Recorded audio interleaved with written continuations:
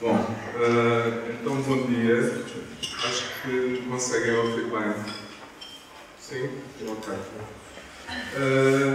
Mudei um pouco aquilo que tinha pensado fazer nesta conferência e vou ler um pouco e comentar um pouco, porque ninguém tem como ouvir ler. Seria mais interessante se eu lesse só para mim e podíamos criar um ambiente mais simpático, mas assim como vou ler em voz alta, vou tentar interpretar com algumas reflexões para depois podermos todos em conjunto comentar. Então, posto isto, mudei o título à minha comunicação e chama-se Objetos Experientes, Objetos Experimentais e Objetos de Design de Experiência. Uma das funções do pensamento que eu devo à Hannah Arendt é a ideia de que o papel da teoria das ciências sociais é orientar-nos no mundo. Para isso, fornece distinções e uma certa direção do pensamento. Então, fundamental aqui é orientar-nos no mundo do design, uma vez que esta é uma comunicação sobre objetos de design, dificilmente os conceitos podem ser transpostos para outras práticas e para outros territórios da criação. O que é que caracteriza um ensaio de design que tende a ser um discurso da experiência? À primeira vista é algo bastante arrogante, não é? Quando Nietzsche nos avisava que já não temos tempo para a experiência. Mas é preciso ganhar esse tempo e tentar recuperar o que possa ser um pensamento da experiência. O que é que o caracteriza? Esse discurso da experiência são essenciais os objetos na sua tangibilidade de facto e as suas experiências na tangibilidade da relação humana que estabelecemos com eles. Então, uma primeira definição de experiência é precisamente a relação humana que estabelecemos com alguma coisa. A experiência permite-nos desfazer algumas ilusões através de um território concreto de ensaio, prova ou de teste. Então, uma segunda determinação da palavra experiência é esta ideia de que a experiência fornece um território de prova, de ensaio, de teste, pelo qual um determinado conhecimento é verificado, não nos termos da verificação científica, mas noutros termos que à frente ficarão mais claros. De toda maneira, essa prova não é dada de outros regimes discursivos, nem na coerência da teoria, nem na necessidade da ideologia, nem no clichê e no lugar comum do falatório, nem nas louváveis intenções de projeto que animam parte dos discursos de design de experiência. O discurso de design é um discurso que está muito cheio de ideologias e da estrita coerência da teoria. Então, o que vamos tentar fazer é ensaiar o nosso pensamento e a nossa experiência e de tentar fazer uma superação significativa desses factos, que são dados precisamente pelos objetos experientes, pelos objetos experimentais e pelos objetos de design de experiência. Então, pretende-se neste ensaio fazer algumas distinções, estabelecer algumas diferenças entre objetos experientes, objetos experimentais e objetos de design de experiência. Insistiremos na compreensão dos objetos de design de experiência e na forma de experiência que proporciona. Esta distinção é importante porque normalmente a teoria do design de experiência fala da experiência e não de uma forma particular de experiência, ou seja, de uma forma particular de relação com os objetos. Porque a experiência programada pelos diferentes objetos é distinta, não podemos falar de experiência dos objetos, mas sim da sua pluralidade de formas. Os outros objetos, os experientes e os experimentais, servem-nos para melhor delimitar essa forma de experiência do design de experiência. Há aqui uma afirmação que pode passar quase inapercebida, que é a ideia de que os objetos programam. Eu ouço muitas das vezes, sobretudo os alunos, estarem muito preocupados com a reação do utilizador, com a liberdade do utilizador. Isso de alguma maneira está sempre garantido. O que importa é que os objetos programem uma determinada experiência e que nós sejamos sensíveis a essa experiência. A nossa questão central é como se constitui o design de experiência. Ou seja, como se constitui, e vem agora a definição, uma relação com o objeto centrada no valor subjetivo de uma fruição programada pelo objeto. Uma relação que é distinta da relação com o saber fazer objetivado, característico do objeto experiente, e também distinta da relação de descoberta de uma potência de sentir, pensar e agir, característica do objeto experimental. Então temos aqui já três distinções, que é o objeto de design de experiência, nós relacionamos através de um valor subjetivo com uma fruição programada pelo objeto. Exemplos de objetos de design de experiência são, por exemplo, um chuveiro com cromoterapia ou, por exemplo, um objeto que eu acho delicioso, que é um despertador que simula uma alvorada bucólica, portanto, com o nascer do sol e os passarinhos a cantar. São esses objetos que vale a pena pensar porque são tendências predominantes do consumo e, portanto, alguma coisa de decisivo se passa nesses objetos. É importante quando nós reconhecemos, eu a primeira vez que tive contacto com esses objetos ri-me muito, mas depois percebi que o riso não era uma experiência adequada ao objeto, no sentido em que eles não eram objetos bem-humorados, eram, pelo contrário, objetos muito sérios no tipo de construção que punham às pessoas. E quando se vê o entusiasmo que existe em torno do design de experiência comercial, é desse que eu estou a falar essencialmente, interessa perceber o que é que está aí a acontecer. Então a minha pergunta foi o que é que está aqui a passar. E claramente não são objetos que tenham uma relação com o saber fazer objetivado, que é a definição que eu dou de objeto experiente, nem com uma potência de sentir e pensar e agir, que é a definição que dou de objeto experimental.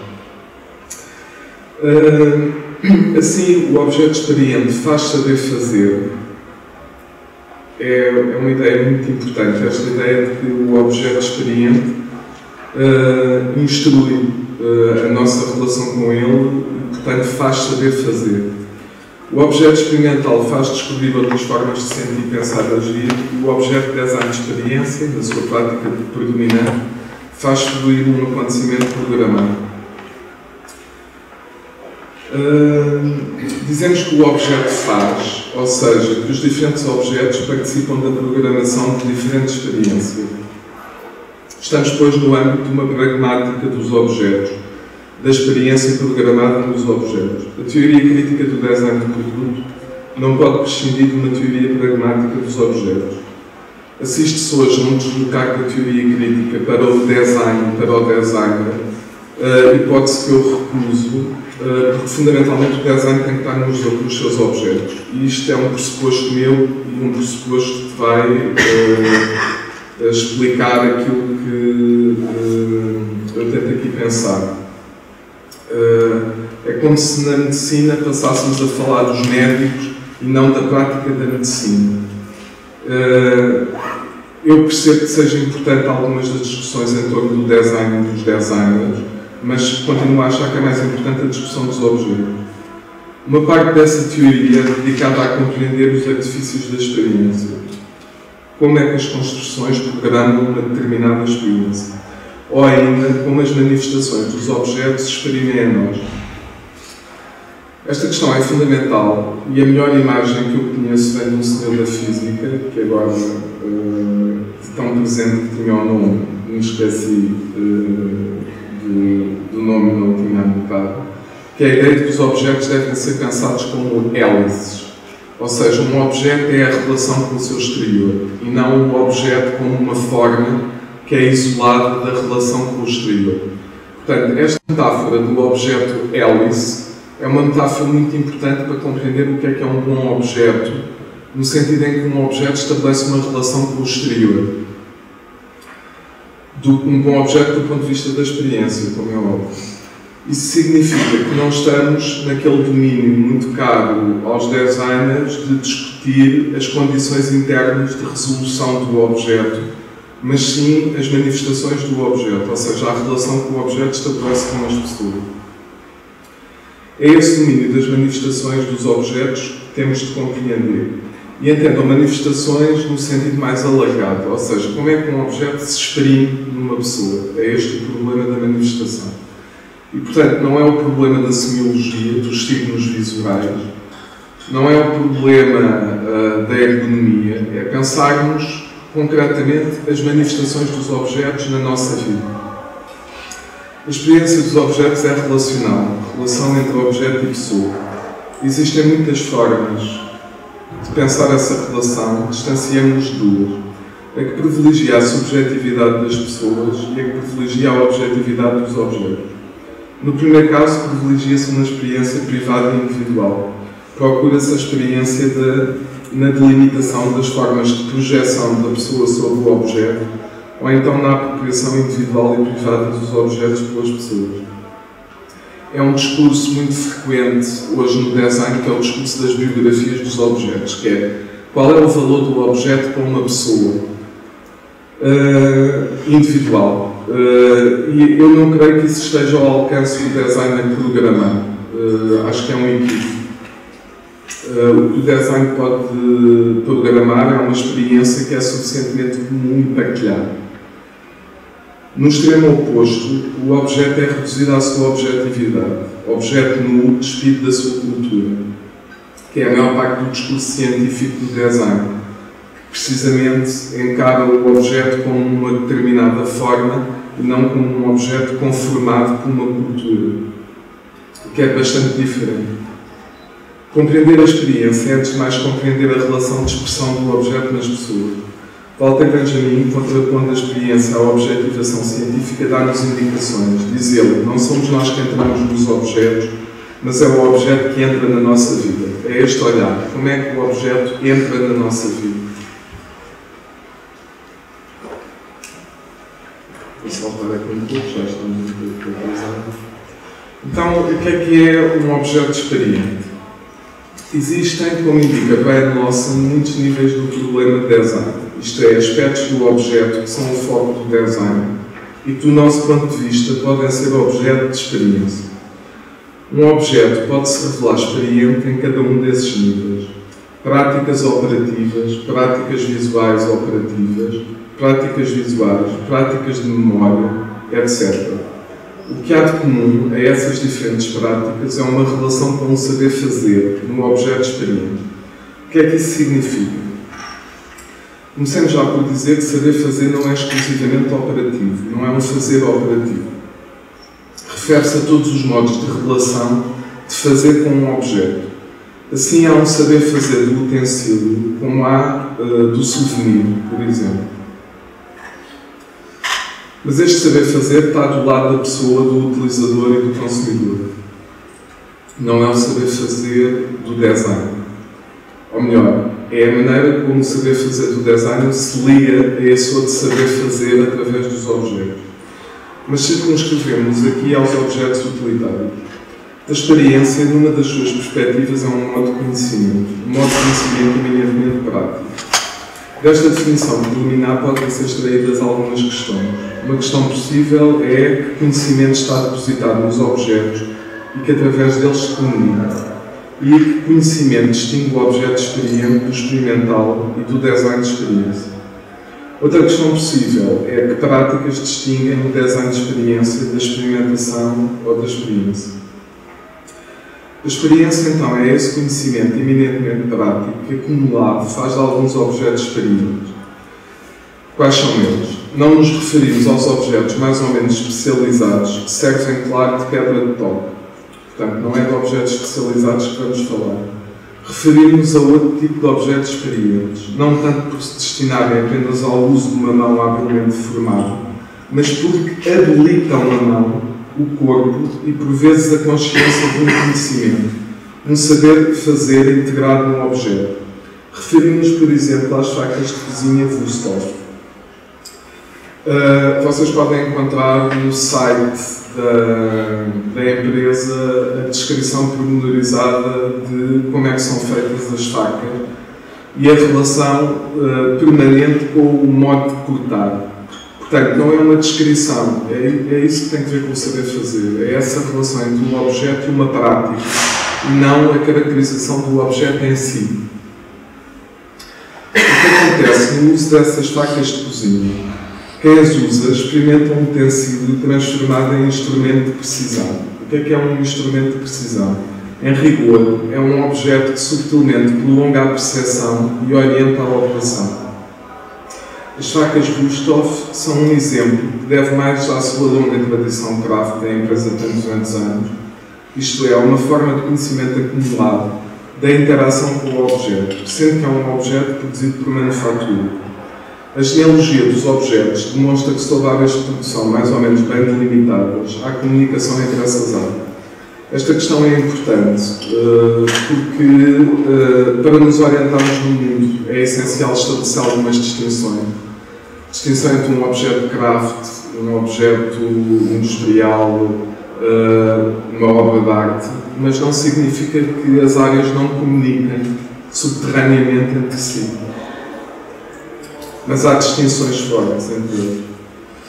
Esta não se trata, obviamente, da única experiência que os diferentes objetos experientes proporcionam, mas fornece já uma pedra de toque para o design de experiência. Sobretudo porque os objetos de design de experiência não são objetos experientes.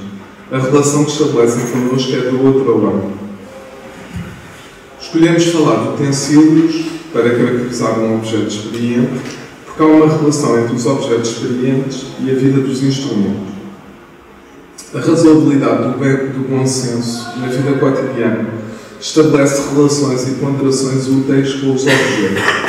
O bom senso e o senso comum, segundo Hannah Arendt, e eu concordo, deveria aqui comentar isso mais detalhadamente, são os órgãos que nós usamos para nos orientar na vida mundana. E é verdade que o uso distraído, na rotina conquistada, absorve os diferentes objetos no mesmo rumor de fundo, os ritmos instrumentais. O que é que isso significa? Significa que nós não prestamos atenção aos objetos na vida cotidiana, enquanto os usamos. Mas isso não significa que eles não alterem o nosso saber fazer. Significa que essa alteração é subtil. Há quem dessa questão, mesmo nessa zona obscura à consciência, há diferenças significativas que compõem diferentemente os diferentes ritmos instrumentais.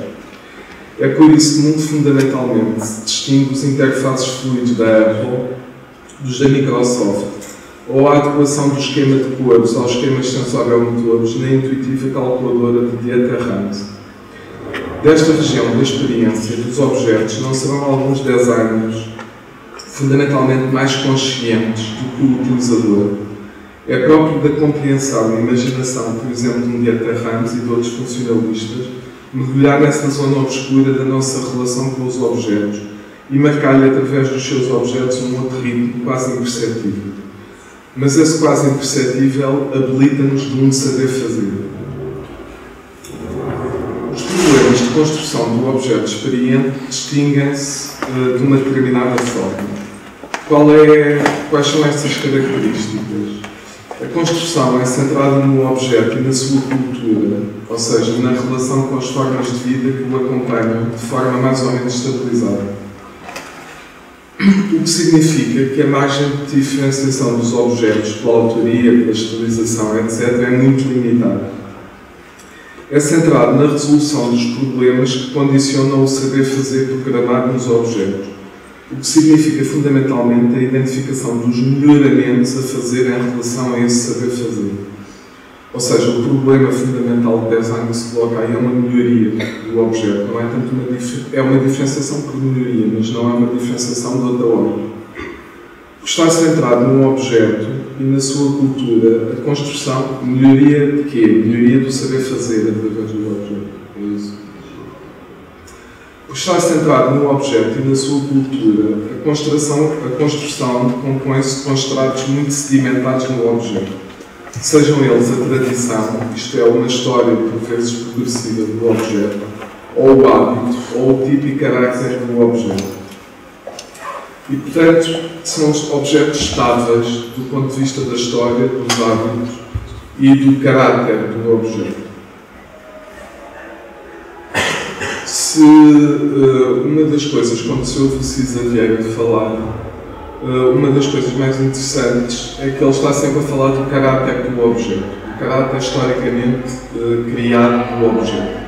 E por isso, quando ele comenta, por exemplo, o desenho que fez da biblioteca, o que ele diz é: tentei manter o tipo com variações. E é isso, é essa atenção ao tipo que está na origem dos objetos experientes. Não há linguagem universal dos objetos, mas podemos dizer que o objeto experiente se exprime ainda numa linguagem comum, a linguagem do bom senso e do senso comum, o que nos permite, por exemplo, apreciar objetos diferenciados etnicamente, como o sapo japonês. Bom senso e senso comum são esses órgãos que estabelecem uma relação originária com o objeto. O que é um objeto experimental? Agora vou acelerar um pouco. Ou o que faz um objeto experimental? Do lado das pessoas, faz-nos descobrir uma potência de sentir, pensar e agir. Insere-nos num movimento de exploração. Esse movimento, portanto, tem a ver com a exploração e não com a sedimentação do saber fazer. Esse movimento tem, talvez, no pensamento filosófico de Gilles Deleuze, a sua maior sistematização. Deleuze fornece-nos uma série de oposições para pensar a experimentação. Objeto standard e desvio, objeto maior e objeto menor. Não vou aqui alongar-me na consideração dessas distinções por Deleuze, nem sobre a questão do processo, que tinha aqui escrito. Vou centrar-me nos problemas de construção. Quais são os problemas de construção de um objeto experimental? O centro da construção é o modo como o uso pertinente das variáveis do objeto desloca a sua cultura. E, portanto, enquanto no objeto experiente estão sedimentadas o objeto e a sua cultura, o objeto experimental desloca as variáveis do objeto e procura que a cultura se desloque relativamente a esse objeto. É essa indociação e deslocação entre objeto e cultura que distingue o experimentalismo. O experimentalismo, seja formal ou material, seria apenas um jogo puro das variáveis. É inerente à experimentação a problematização, o que se faz frequentemente pela abertura a um exterior ao objeto. Isto é uma das grandes conquistas do design, pensar o objeto como problema e o objeto será tão melhor quanto o problema que resolve. Isto é uma ideia que a tradição craft nunca poderia ter e é muito importante que se pense sobre isso. Há mais algumas distinções no objeto experimental, como por exemplo a deslocação faz-se em relação ao objeto standard, através de um processo precisamente de deslocação do sentido do objeto, e há uma relação de descoberta face aos objetos da mesma tipologia, criar adquirir aqui um novo sentido. Não há, obviamente, incompatibilidade entre experiência e experimentação. É uma questão de ponderações e, portanto, podemos ver em alguns autores diferentes ponderações entre experiência e experimentação. Ou seja, se são mais experimentação ou menos experimentação e mais experiência. De toda a maneira, por rigor do pensamento, não os podemos confundir. O que é um objeto de design de experiência? Já dei aqui alguns exemplos. O que importa no objeto, nesses objetos que aparecem com a designação de design de experiência, é precisamente uma outra relação com o objeto que está centrada no valor subjetivo da fruição pré-programada pelo objeto. Eu utilizo a expressão pré-programada porque é precisamente o contrário da exploração do objeto experimental. Quando nós pensamos no dia a nascer com os passarinhos a cantar, o que é um clichê relativamente ao acordar, não propriamente uma deslocação do que é acordar. E, portanto, são objetos pré-programados. Valor subjetivo. O valor subjetivo é uma das principais dificuldades que eu tenho atualmente com os meus queridíssimos alunos e alguns dos meus colegas. É que o valor subjetivo tornou-se de tal maneira evidente que as pessoas perderam outro tipo de relações com os objetos. O valor subjetivo é o valor para mim. O valor subjetivo é aquilo que está a ser hoje explorado em termos comerciais, que normalmente aparece descrito com a segmentação por estilos de vida. A segmentação dos produtos por estilos de vida é precisamente o valor para mim de um objeto. Só que com o valor para mim perdem-se outras características que se chamavam os valores objetivos de um objeto. Quais são os valores objetivos? Antes de mais, o valor material. E o valor material é o valor dos materiais que está no objeto e que tinha como pedra de toque fundamentalmente os materiais novos, obviamente. O valor do trabalho, ou seja, o facto do trabalho se tornar manifesto ou não num objeto, isso era um critério objetivo. E o valor económico, ou seja, o facto de um objeto ser um bem. O que acontece hoje é que nós temos cada vez mais objetos, mas cada vez menos bens. Cada vez menos o valor do trabalho se exprime nos objetos e cada vez o valor material é menor.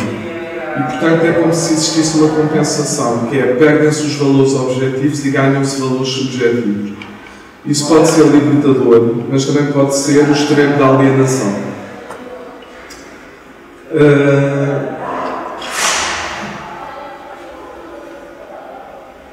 Os objetos de design de experiência propõem-nos experiências marcantes. E, portanto, dá ao objeto o caráter de acontecimento para a nossa vida. O que significa que são objetos que têm a ver com uma relação estritamente pessoal e privada na relação com o objeto, ou que tende a ser estritamente privada e individual. Bom, há aqui questões que têm a ver com a comunicabilidade da experiência e, obviamente, os objetos experimentais, experientes e design de experiência não se comunicam da mesma maneira. Os problemas de construção do design de experiência são radicalmente diferentes do objeto experiente e do objeto experimental. O centro do projeto é o efeito do objeto sobre as pessoas. E esse efeito é predominantemente uma fruição hedonista. O objeto pré-programa um efeito acontecimento. E, portanto, de alguma maneira, mais do que experiência, é uma vivência vívida, ou seja, uma vivência intensa, que é... Intensa é uma má palavra, vívida é melhor. Com vivacidade, que é proposto nesses objetos. E a pergunta é como é que nós nos relacionamos com objetos de forma a esperar deles uma vivência vívida. Vou avançar para as conclusões, para não ocupar muito mais tempo e temos ainda tempo para algumas perguntas. Trata-se de, através das distinções propostas, para aqueles que já se esqueceram, a distinção entre objeto experiente, objeto experimental e objeto de design de experiência, compreender uma parcela de pluralidade das experiências dos objetos. É com dificuldade que falamos de design de experiência. Deveríamos falar ajustadamente de design de vivências vívidas. O que está em causa, entre outros aspectos, é a separação do saber fazer e o saber viver. Aquilo que os objetos de design de experiência prometem é um saber viver no objeto, que é uma questão muito relevante, resta saber se a resposta é a mais interessante. E, sobretudo, se esse saber viver pode ser separado do saber fazer. O design de experiência projeta um certo saber viver hedonista, sem qualquer relação com o saber fazer.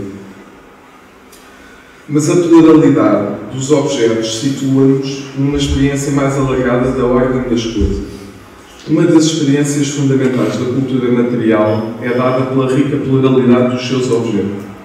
Televisor, bibelô, chave de fendas, máquina, óculos retro, crucifixo, barragem, antiguidade, utensílio, despertador, bengala, souvenir, peluche, mercadoria, velharia, fetiche, ícones de design, instrumento, objeto artesanal, relíquia sagrada, objeto futurista, jogo, espelho, computador, gadget, quinquilharia, objeto mágico, copo de segredo, leque, joia, obra de arte.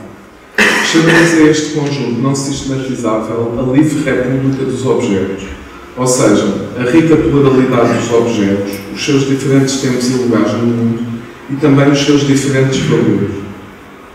Esta questão é importante, os seus diferentes valores, porque só há república dos objetos enquanto distinguirmos o que é melhor, do que é pior, do que é extraordinário. Se perdermos a capacidade de avaliar essas distinções, então entramos noutra relação com os objetos. O atrito desta pluralidade concreta permite evitar os riscos do pensamento projetual, seja a sua teoria crítica, seja eventualmente a sua prática se tornar una contra a multiplicidade e homogeneizadora quanto às diferenças.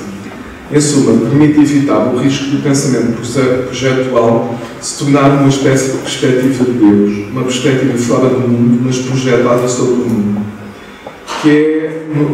Isto pode parecer paródico, mas quando o Buchanan diz que desde sempre há design, está a utilizar uma perspectiva de Deus. O modo de construção do objeto design não é o modo de construção do objeto artesanal, nem é o modo de construção, por exemplo, da obra de arte. Mas a relação que estabelece connosco não é a mesma. E, portanto, de alguma maneira, perdeu essa pluralidade dos objetos. E, portanto, a afirmação do Buchanan é contrafactual, mas denuncia uma doença profissional, que é o de ver tudo como projeto. Essa rica pluralidade dos objetos permite situar o pensamento e a prática do projeto e a sua pluralidade interna, enquanto modo específico de fazer ou construir objetos.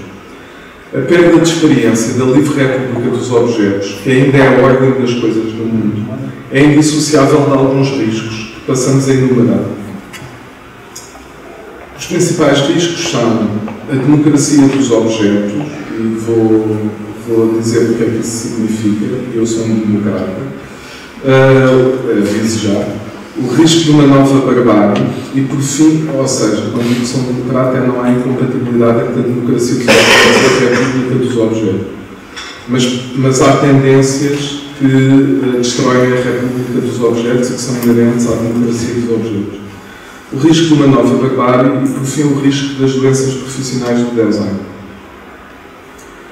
O primeiro risco, tal como o segundo, é comum a todos, isto é, não é exclusivo dos designers. A democracia dos objetos. Um dos riscos da chamada massificação é o nivelamento e a uniformização dos objetos. E, portanto, são estes dois aspectos, nivelamento e uniformização, que são um risco para a livre república dos objetos. O diagnóstico é de Tocqueville no âmbito da teoria política, mas pode ser transposto da ordem das relações humanas para a ordem dos objetos. A massificação é acompanhada de uma perda de juízo, da capacidade de distinguir o melhor, do pior e do excepcional. É isso que chamamos de nivelamento. A uniformização é fundamentalmente a perda de diferenças, sobretudo as culturais, dos objetos. E, portanto, criamos objetos que são homogéneos e não diferenciados do ponto de vista da cultura do objeto.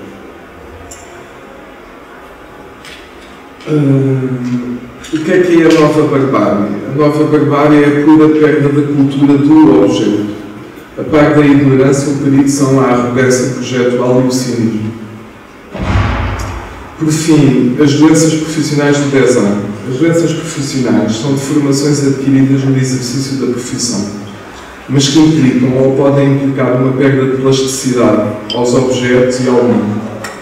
Ou seja, é preciso manter um equilíbrio entre sofrer a ação do objeto e projetar. Se nós deixamos de ter esse equilíbrio, de sofrer as ações do projeto e passamos a estar absolutamente centrados no projetar, é aí que surgem as doenças profissionais. As doenças profissionais estão diagnosticadas há muito tempo e são o privilegiar das condições internas à produção, esquecendo das condições externas do projeto, ou seja, esquecendo que o objeto é uma hélice e passar a ver o objeto como alguma coisa fechada em si próprio. Segunda doença, a separação entre o produtor e a pessoa que é o utilizador. O mito do criador, ou seja, de uma origem que faça tábula rasa da cultura do objeto.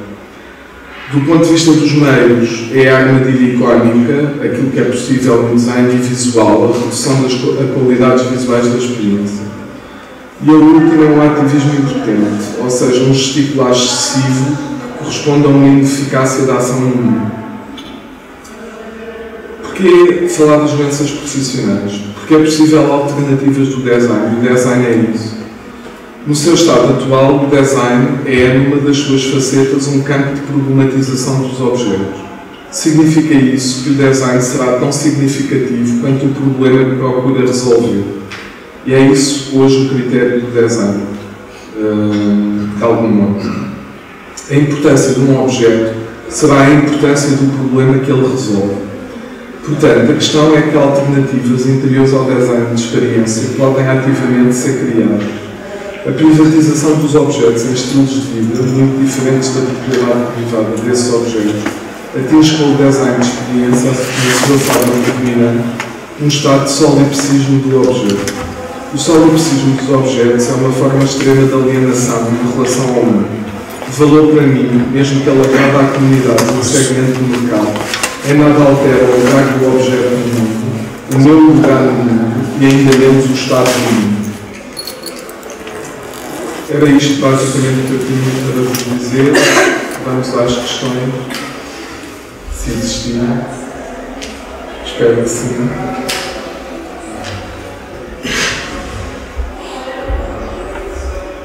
Professor Rodrigo.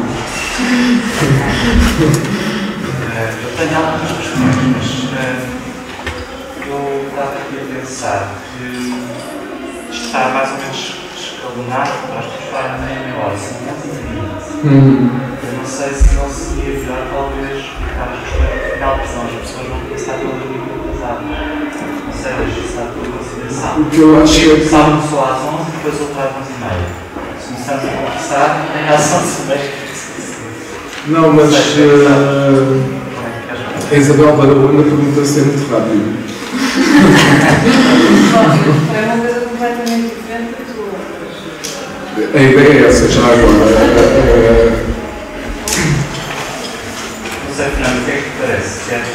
Eu acho que sim, podemos perder. A única questão é que dificilmente depois haverá questões que retrocedam às conferências anteriores. Então, força. Eu vou só Bom, eu achei muito úteis as distinções que fizeste do objeto de experiência,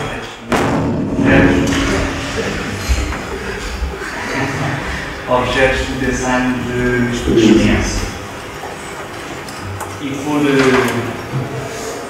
coincidência, há um tempo atrás eu estive a ler algumas coisas sobre tendências emergentes no design, algumas coisas que estão a acontecer no design, que são de algum modo reorientações do campo de aplicações do design. E na altura, de facto, eu não conhecia este conceito do design de experiência. User Experience Design, que é muitas vezes abreviado por UX Design, mas quando li sobre isso apercebi-me várias coisas. Primeiro, que é uma coisa que não é inventada pelos designers, é inventada pelos marketeiros. Isto é, o User Experience Design é uma invenção do marketing que se destina, no fundo, a criar uma nova categoria de produtos. Em relação aos quais eu acho que estou de acordo com a visão muito crítica e cética que tens dos produtos dessa categoria. isto é, que são produtos que infantilizam a nossa relação com os objetos, são produtos que procuram estratégias de sedução muito new age. Os exemplos que deste, por exemplo, do blues que faz terapia cromática e parecem todos eles apelar a uma espécie de anestesia sensorial do utilizador dos objetos. Tu próprio defines e bem, dizes, no fundo, um objeto de design de experiência programa funções. E na base disso há uma espécie de totalitarismo nisto. Ou seja, trata-se de fundo de nos fazer passar por determinadas sensações como que para, se quisermos, simular ou enriquecer, se quisermos, uma experiência que esse tipo de design supõe que seja pobre. Ou seja, de algum modo, o destinatário deste tipo de design é um sujeito, uma criatura que perdeu a capacidade de experimentar o mundo e que, nesse sentido, tem de passar a viver emoções simuladas. E, de facto, parece-me que há aí um sintoma, e que é um sintoma que, no fundo, nós estamos cada vez mais imersos em simulacros de experiência, em experiências falsas. Muito li sobre o assunto, pareceu que os próprios designers são muito críticos em relação a isto. Isto é uma categoria, se tivermos no mercado, não é uma categoria da maneira como os designers parecem abordam muito. Aliás, parece-me que, ao notei, os designers são extremamente preocupados em criar zonas de atrito que contrariam a nossa falsificação da experiência comum. E a minha questão é, pareceu que os designers estão também a desenvolver respostas críticas a isto. Ou seja, que há dimensões do design de experiência que são muito interessantes e que são justamente o oposto destes objetos mais ou menos imbecis, entre os quais um vibrador muito técnico que permitia ligar-se à internet e, portanto, receber sensações que serem comunicadas por parte do parceiro que ia estar situado noutra parte do mundo, e isto era apontado como uma espécie de última fronteira do design, user experience design, já digo muito sobre o que é utilizado, mas diziam que as respostas críticas do seguinte design, eles estão a pensar que o design de experiência pode ter a ver com coisas que estão na base do surgimento do design. Por exemplo, um dos exemplos que eu vi era o seguinte: nós passamos muito tempo na cidade em listas, em filas. E muitas vezes o tempo, a maneira como nós gerimos o nosso tempo aí é literalmente perder tempo, ou queimar tempo. E vi uma série de projetos, uma espécie de concurso de ideias para como utilizar melhor o tempo de espera nas listas. E propunha-se uma série de coisas. Propunha-se forma das pessoas terem acesso à informação durante essa experiência, sem poderem ler os jornais, quando estão na lista, sem terem que trazer o jornal de casa, etc. Jogos entre as pessoas que estão na lista, de maneira a proporcionar encontros, etc. Ou até formas puramente ergonómicas para tornar mais confortável, digamos, a maneira como as pessoas esperam isto. Aliás, estas várias maneiras, uma delas, algumas tinham um lado muito paródico, e nesse sentido o design de experiência dos designers tem bastante mais humor do que o design de experiência dos marqueteiros. Era, por exemplo, que as pessoas podiam fazer ginástica, por exemplo, durante o tempo que estava no não sei se toda a gente está interessado no ginástica, mas eu queria essa possibilidade. E para falar desta questão, será que não é possível pensar que o design pode agarrar de uma maneira não marqueteira, digamos, o design de experiência e trabalhar na maneira como nós, de facto, habitamos certos momentos do nosso cotidiano na cidade e torná-los experiências onde essa definição não seja uma espécie de sensação mais ou menos falsificada, onde essa sensação não seja, no fundo, uma sensação tornada produto, no fundo, mas onde seja literalmente um aumento da nossa qualidade de vida. E parece que isto tem a ver, de facto, com o facto das nossas cidades, das nossas instituições, os sítios onde nós trabalhamos no cotidiano, estarem muitas vezes subaproveitadas do ponto de vista da experiência do lugar. Por exemplo, esta questão do lugar é uma categoria, a meu ver, muito interessante no design de experiência. Não por acaso, nós temos aqui um curso que, de algum modo, é um curso que também trabalha no certo nível no design de experiência e que tem a ver com a maneira como o espaço é qualquer coisa que nos pode criar mais bem-estar, ou uma relação mais inteligente com o mundo, etc. Portanto, há se calhar, a meu ver, uma outra dimensão do design de experiência que não o facto de nós estarmos a tomar duche e a fazer terapia para o mar, ou a ter duche com água de várias cores. Pronto, deixo esta questão, porque isso não é. Eu quis insistir no design de experiência predominante do ponto de vista comercial, precisamente porque é aquele que levanta mais problemas, porque precisamente toda a razão. E quis levantar aqui essa questão e deixá-la em aberto para os designers, que é como reverter esse design de experiência, ou seja, como conseguir que os produtos,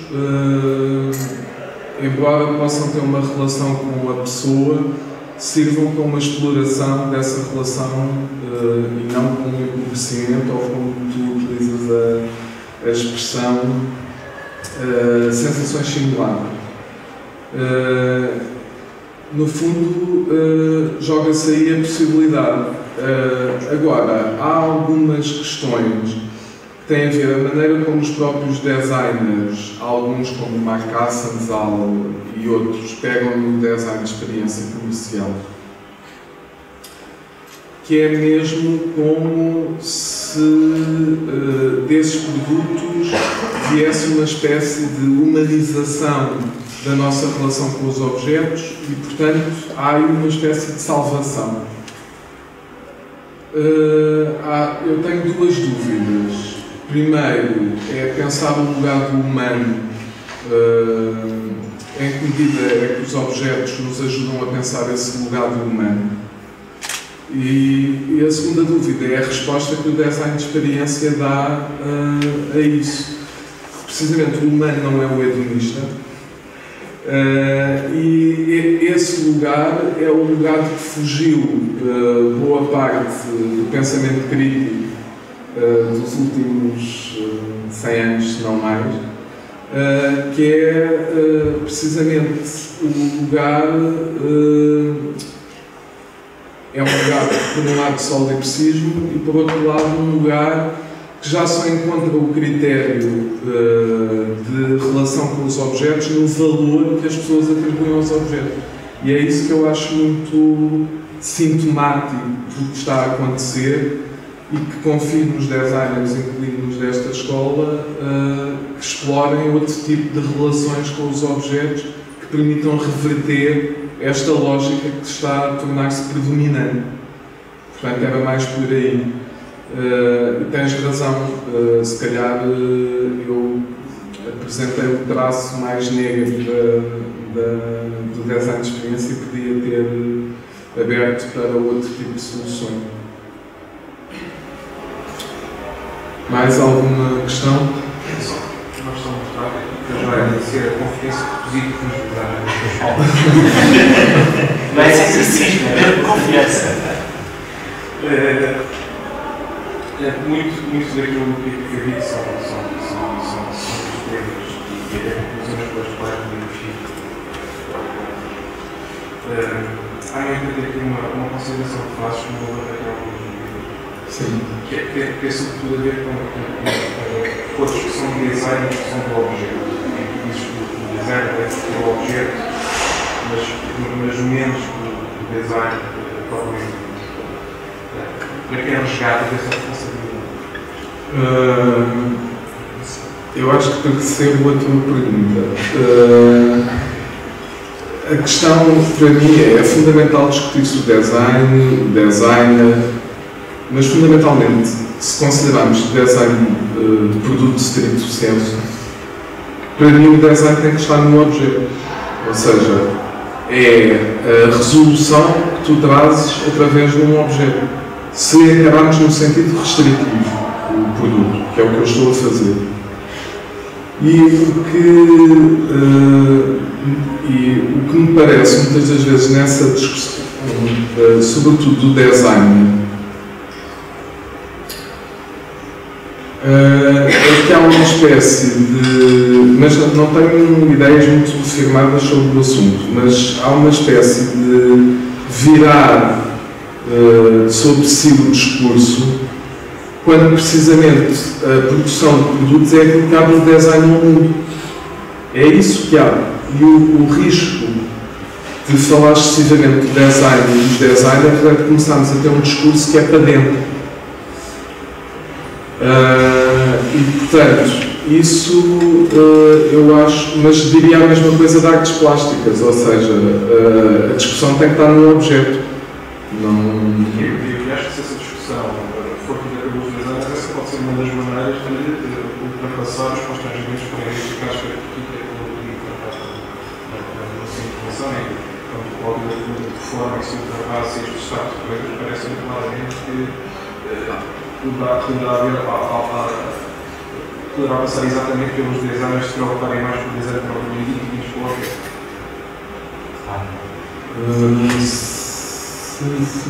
É uma possibilidade. Isso que apontas é uma possibilidade, sim. É uma possibilidade, mas que para mim eu acho que percebo onde tu queres chegar.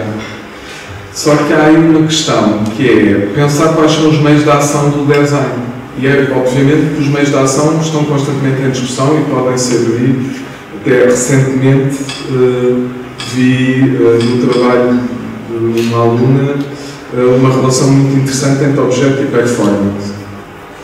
Não vejo problema nenhum nisso.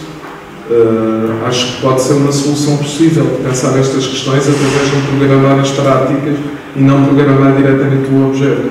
Pode ser uma solução possível. Agora, passará sempre uma reflexão sobre quais são os meios de ação. Porque senão a discussão torna-se ociosa, que é de pensar aquilo que seria uma solução sem estar a pensar quais são os meios de ação e de intervenção que eu tenho sobre essa solução.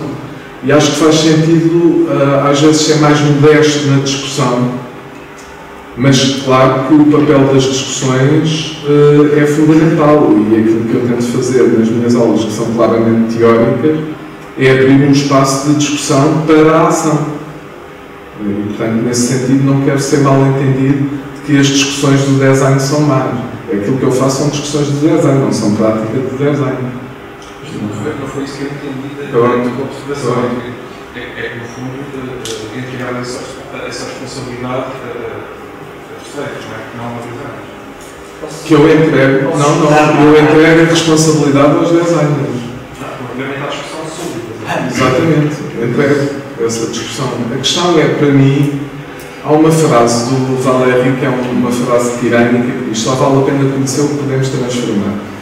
Que é uma frase que é, obviamente, uma paródia ao nosso tempo, que é: qualquer movimento mais especulativo é inútil porque não se pode transformar. Mas há um fundo de verdade na frase, que é o pensar a partir dos meios de ação. E se o pensamento se liberta excessivamente dos meios de ação, Isso dá origem a todo o tipo de ideologias, de teoremas, de falsificações da própria ação. E, portanto, é preciso encontrar aqui um equilíbrio entre um pensamento comprometido com a ação, com o fazer, e a liberdade de pensamento que está associada a isso. É só nesse sentido. Sim, e esse lado acrescentar no norte. Eu acho que esta reflexão tem muito a ver com o momento que nós estamos a viver. Eu assisti a um debate há cerca de 2 meses no CCB, a propósito de uma exposição que está a ser preparada para a garagem sul.